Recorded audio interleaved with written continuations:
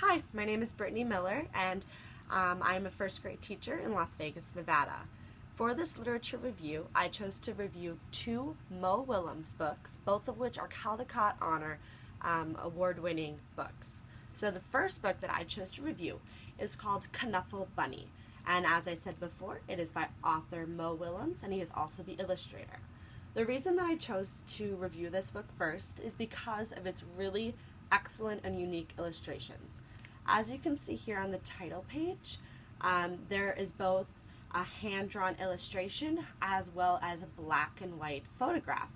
So Mo Willems drew these illustrations and overlaid them on top of a real photograph. This is very unique and is definitely not something you see in every picture book. So to take another look at the illustrations, if you look here, you'll see the characters Trixie, the little girl, and her father, and they are an illustration that was hand-drawn by Mo Willems and then was placed or overlaid on top of an actual black and white photograph. So when I read this to my own class, they absolutely loved the story. In the book, Trixie, this little girl, she has her beloved Knuffle Bunny. Her and her dad go to the laundromat down the street, and when they're walking home from the laundromat, they realize that Trixie has lost Knuffle Bunny. So after that, what ensues is an adventure trying to find Knuffle Bunny, and the kids just really love the book. They're very engaged, and they have a lot of questions about these specific illustrations because they're really unlike anything they've seen before. I really like this book because my students were able to really engage in great discourse and discussion about illustrations. A lot of times teachers will tend to focus on, the plot or characters or settings due to the words that are read. However, in this book, you can really delve into all of those details just by looking at the pictures. So I really love this book for picture walks. The illustrations are very expressive, so if you look at this, the children are really able to see just by reading the picture that Trixie is very taken aback, she's surprised, she's worried, and I really just love the combination of the photographs and the really expressive illustrations drawn by Mo Willems. For that reason, the other book that I'm going to talk about is called Knuffle Bunny Too. This is the sequel to the first book, Knuffle Bunny, and just like the first book, Knuffle Bunny 2 is also a Caldecott Honor award-winning book. Again, when my students realized that there was a sequel to the other amazing book we read, they were super, super excited to see what adventures Knuffle Bunny and Trixie had in store for them next. So in this book, Trixie is a little bit older. As you can see, she's growing, and she's now going to preschool.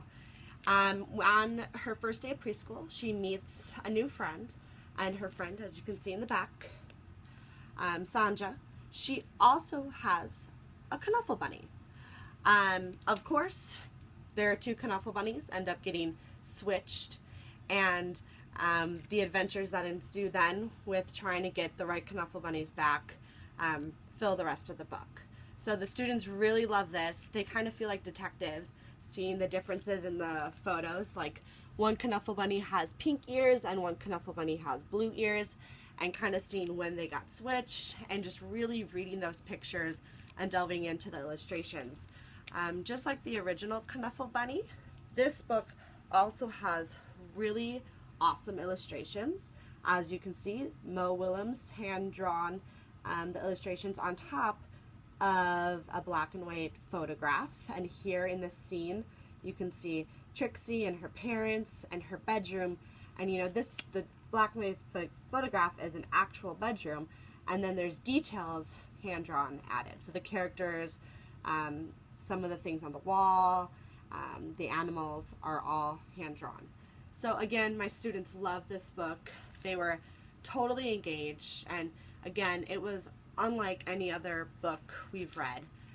So this book and this book really go hand in hand really well with each other for, comparing and contrasting, seeing how Trixie has changed, how she's the same as she grows, and how Knuffle Bunny continues to be a really important person in her life. So I really enjoyed reading these books. I think because of their unique illustrations, they're perfect for first graders, second graders, the lower elementary, and it really encourages that unique discourse specifically about illustrations.